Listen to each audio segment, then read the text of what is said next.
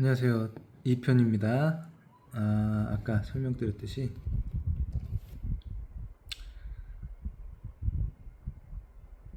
미술작품 제작의 과정에 있어서 형상미술 제작 작품 제작에 있어서 이 1, 2, 3, 4, 5번의 과정을 거치는데요. 첫 번째 동기, 그 다음에 언어화, 그 다음에 소통의 문제, 그죠? 이미지 선택, 화면 구성, 이렇게 과정을 거칩니다. 동기는 느끼는 과정이고요. 출발, 모티브죠. 그 다음에 언어화는 그 느낀 거를 구체화하는 과정이에요. 그 다음에 3번 주제화는 이제 내가 느낀 것을 어떻게 관객과 소통할 것인가의 문제고요. 이미지 선택은 그러면 그 주제가 설정됐을 때 내가 어떤 거를 느꼈는데 그거를 관객하고 그 문제에 대해서 소통하고 싶은데 그러면 그걸 어떻게 관객에게 미술적 표현으로 보여줄 것인가 그 과정이에요. 그래서 그 내용에 맞는 이미지를 어떻게 선택할 것인가의 문제. 그 다음에 그 이미지를 갖고 그러면 어떻게 화면에 구성해서 그거를 관객하고 소통할 것인가. 이때 중요한 점은 간극 조정의 문제예요. 그 간극 조정을 뭐 긴장감, 텐션이라고도 표현하는데요. 이제 이거죠. 가령 어떤 주제가 내용이 있는데 그걸 표현할 때 확실하게 모든 사람들이 그 내용이 A는 B다라는 거를 인지하고 알 수 있으면 그건 포스터죠. 그건 예술이 아니에요. 포스터죠. 쉽게 말하면 영화로 표현하자면 열린 결말과 비슷합니다. 그러니까 그 내용이지만 작가가 말하고자 하는 내용이 있는데 그 내용을 100% 관객이 알아차리고 같이 맞아 이렇게 가는 시스템이 아닌 거죠. 쉽게 말하면 약간 썸 타는 거죠. 이건가 저건가. 예를 들면 썸 타는 거랑 같은 되게 비슷해요. 예를 들면 뭐 썸도 어떤 대상을 남자든 여자든 어떤 대상을 좋아하는 감정이 있죠. 기본적으로 그 좋아하는 감정이 작가가 느낀 공감하고 싶은 주제라고 보시면 되고요. 그리고 좋아하는 감정이 있는데 그 상대방으로 하여금 좋아할까 말까 이렇게 긴장감을 주죠. 그러니까 바로 금사빠처럼 나도 바로 좋아해 해버리면 또 리스크가 있겠죠. 뭐 아닐 수도 있지만 리스크가 보편적으로 있습니다. 사람이기 때문에 여러 변수가 있죠. 그래서 썸을 타게 되는데요. 보통 썸 타보신 적 있으신 분도 있겠지만 없으신 분들은 약간 다른 삶에서 다른 경험을 통해서 이해하시기 바랍니다. 그래서 썸 타는 기분인 거죠. 그래서 작가가 자기가 말하고자 하는 주제가 설정되어 있으면 그 주제를 그거인 듯 아닌 듯 결국엔 그걸 말하고 싶지만 그거인 듯 아닌 듯 해서 감상자들로 하여금 여러 생각이 들게끔 만드는 과정. 이게 바로 핵심이고요. 그게 이제 현대 미술의 작품성이 된다고 볼 수 있습니다. 제가 지금까지 경험하고 공부한 바로는 일단 이렇게 진행할 거고요. 각 항목 1, 2, 3, 4, 5 각 항목 세부 항목에 대해서 이제 설명을 이어가겠습니다. 일단 그렇죠. 첫 번째 느끼다. 동기죠. 동기, 모티브 우리가 흔히 말하는 느껴야 돼요. 어떤 지점을 어떠한 그게 이제 사회 현상이든 아니면 여기 말씀드렸죠. 작품을 제작하기 위한 시작점이에요. 출발점. 가장 중요할 수도 있죠. 계기니까. 어떠한 것이 탄생할 수 있는 계기로서. 그래서 작품을 제작하기 위한 시작점이고요. 그 다음에 그것이 작가가 그 주제를 느낀 걸 어디에서 느꼈냐, 어느 영역에서 정치냐, 경제 분야냐, 문화냐, 아니면 뭐 사회 현상, 자연 현상 여러 가지를 통해서 이제 느낀 것이 있는데 그 느낀 것을 미술로서 표현해야 되는 첫 번째 관문인 거죠. 느낌이 있어야지 어떠한 것을 표현할 수 있으니까요. 그래서 예를 들면 이건 그냥 뭐 사실인지 여부는 모르나 보통 우리가 일반적으로 알고 있는 지식이죠. 내용이죠. 뉴턴이 떨어지는 사과를 봐서 느낀 거죠. 그걸 봐서 만류의 인력, 그죠? 그쵸. 물리학을 만유인력이라는 어떤 그죠? 물리학의 발전할 수 있는 계기를 만든 거죠. 사과가 떨어지는 걸 보고 느낀 거죠. 그런 거랑 비슷하다는 거죠. 그리고 이제 철학적인 것의 느낌도 있을 거예요. 살면서 정말 실존이 뭐냐, 존재, 그죠?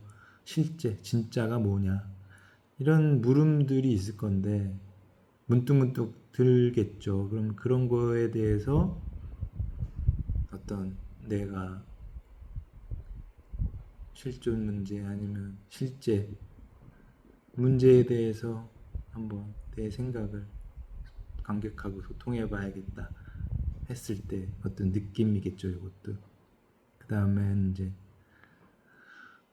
또 하나 이제 요거는 이렇게도 볼 수 있어요. 느낌이. 그러면 미술가인데 작품을 제작해야 되는데 그냥 막연하게 강박에 의해서 막 요 경우는 이제 저도 미술학도 시절 미술대학 학생 시절에 배우는 시절에 이제 많이 경험했던 강박이죠. 수업 진행해야 되고 작품을 제작하는 데 있어서 이제 마음대로 되는 게 아니라 뭐 시간 안에 몇 작품을 제작해야 되고 창작해야 되고 이러한 강제성이 있을 때 좀 필요한 항목일 수도 있겠네요. 예를 들면 이제 새로운 경험을 하게 되거나 아니면 철학적 질문을 통해서 사물을 다시 보기죠. 그러니까 예를 들면 우리가 흔히 일반화된 상식이나 지식들을 한번 다시 보기입니다. 이거는 예를 들면 지구가 둥글다, 그죠? 과거에 갈릴레오. 근데 보통 둥글게 보고 있어요. 그리고 그게 보편적인 지식이 되는데 최근에는 지구 평평설이라는 그런 음모론인지 뭐 현실인지는 진짜인지는 좀 더 지켜봐야 되는데 일단 과거를 통해서 여러 가지 그쵸 과학적 사실 예를 들면 뭐 보이조의 탐사 사진 등등을 봐서는 지구는 둥근데 요건 또 좀 지금 그런 거를 이미 밝혀졌음에도 불구하고 이제 또 평평설에 대한 논쟁이 있죠. 이런 것들이죠. 예를 들면 다시 보기라는 거는. 그래서 거기서 오는 자기만의 생각들이 있을 거 아니에요. 그죠? 이게 어떠한 주제도 가능하죠. 예술이기 때문에. 그래서 자기가 풀어나가는 거예요. 소스를. 뭐 굳이 과학이나 논리처럼 논증되거나 딱 100% 들어맞을 필요는 없어요. 그거는 과학이나 논리학에서 하는 영역이고 우리 예술가 영역에서는 어떠한 것도 느낄 수 있고 주제시킬 수 있는 거죠. 다만 어느 정도의 보편성은 필요하죠. 관객하고 공감해야 되니까 그 관객들이 보편적인 존재들이죠. 사유 과정들이 그런 그 관객도 고려를 해야 된다는 거죠. 현대미술에서는. 그거는 그것까지도 설명하면 긴데요. 일단 느끼다 과정은 그렇게 느끼는 거고 요거 이제 미술학도의 경우는 그러면 어떻게 느끼냐 여러 가지 방법이 있어요. 그냥 새로운 경험을 찾는 깜짝 여행을 갈 수도 있고 작은 일탈 행위나 이런 변화를 줘야 돼요. 일상에서의. 그래야지 뇌가 활성화되고 여러 가지 생각이 들게 되죠. 인간의 뇌라는 게. 그래서 요걸 동기를 모티브를 많이 찾기 위해서는 일단 크게 일상의 패턴에서 좀 벗어난 것들을 찾으시라. 그죠? 뭐 책을 많이 볼 수도 있고 예를 들면 그런 것들이 첫 번째 느끼는 동기 모티브의 과정이고요. 두 번째는 내가 어떤 것을 느꼈다. 그러면 이제 그거를 구체화해야 돼요. 내 느낌이 너무 추상적이고 공중에 떠도는 파편들이고 그죠? 보통 그렇죠. 근데 그거를 그러면 좀 더 구체화를 시켜야지 내가 접근할 수 있어요. 막연한 허공에 떠도는 거를 잡아 끌어내리는 거죠. 내려서 실체화시키는 거예요. 예를 들면 이제 느낀 것의 구체화 논리화 과정이고요. 느낀 것에 대하여 이제 단어나 문장으로 언어화하고 필요하면 시나 수필 등 장문도 해보면 좋아요. 장문 긴 문장으로 한번 풀어나가는 것도 좋은 방법이에요. 예를 들면 이제 내가 느낀 게 어떤 거냐에 따라서 또 그 과정이 그 지식을 통해서 구체화시킬 수도 있어요. 예를 들면 철학적인 거다. 예를 들면 아까 말씀드렸듯이 먼저 1번 느끼다 동기화해서 실존의 문제 아니면 실제 문제에 대해서 나는 어떤 생각이 들었어 번뜩. 그러면 그걸 구체화하기 위해서는 그걸 관련된 철학적 지식, 실존주의나 예를 들면 그저 실제 현대 철학이나 실제에 관한 현상학이나 뭐 여러 가지 있을 거예요. 그런 공부를 좀 하셔야 실체 내가 느낀 거에 대해서 좀 더 구체적으로 접근할 수 있는 거죠. 예를 들면 내가 느낀 게 어떤 사회 현상이다. 그러면 이제 사회학적인 책을 보거나 공부를 하셔야 되는 거죠. 물리학도 마찬가지고 정치학도 마찬가지입니다. 그래서 이런 그걸 지식을 습득하면서 동시에 언어화 시켜야 돼요. 내가 느낀 게 뭐다라고 이렇게 좀 글로 언어화 시킬 필요가 있습니다. 그래서 그게 바로 언어화가 구체화인데 여기에 보시면 어떤 책이냐면 피터, 이거 유명한 책인데요. 상식 서적으로 많이들 본 책입니다. 피터 엘버거랑 토마스 루크만이라는 사람이 저서 같이 공동저자인데요. 실제의 사회적 구성이라는 책이에요. 여기 어떤 말이 있냐면 언어는 내 삶의 과정에서 겪게 되는 무수히 다양한 경험을 내가 객관화할 수 있도록 유연하게 확장된다. 나의 개인적인 인생 경험은 언어의 전형화 과정에서 객관적, 주관적으로 실제하는 일반적인 의미의 질서 아래 포섭된다.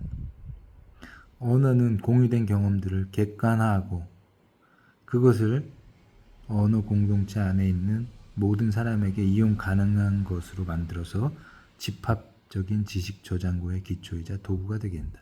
맞는 말이에요. 제가 어떤 것이 제가 이 책을 읽고 이 문장을 이해해서 제가 지금 정리한 이 언어화 과정을 한 게 아니에요. 그러니까 이 책에서 읽어서 이 언어화되는 거를 갖고 지금의 제 프로세서 제가 만든 정리된 이 내용을 만든 게 아니라 먼저 이걸 하고 이걸 설명하기 위해서 이 책에서 말하는 언어화가 객관화할 수 있다는 것을 찾아냈다는 점을 이게 중요하진 않은데 일단 참고적으로 이것을 제가 왜 말하냐면 이게 어떠한 사람의 어떤 생각, 사유 과정에 있어서 합일된 공통된 논증이라는 거죠. 언어화가 바로 그 구체화 과정이고 객관화 과정이라는 거예요. 쉽게 말하면 그거를 좀 당위성을 설명드리고 싶어서 부가적으로 설명드렸어요. 그러면 이제 3번 제일 중요한데 주제화, 아까 말씀드렸죠. 주제화 과정은 그럼 어떻게, 아까 1번 느낀 거에서 2번 언어화 느낀 걸 좀 구체화했죠. 그 다음에 이제 그걸 주제화 시켜야 되는데 그 부분에 대해서 한번 끊고 다음 강의로 들어가겠습니다.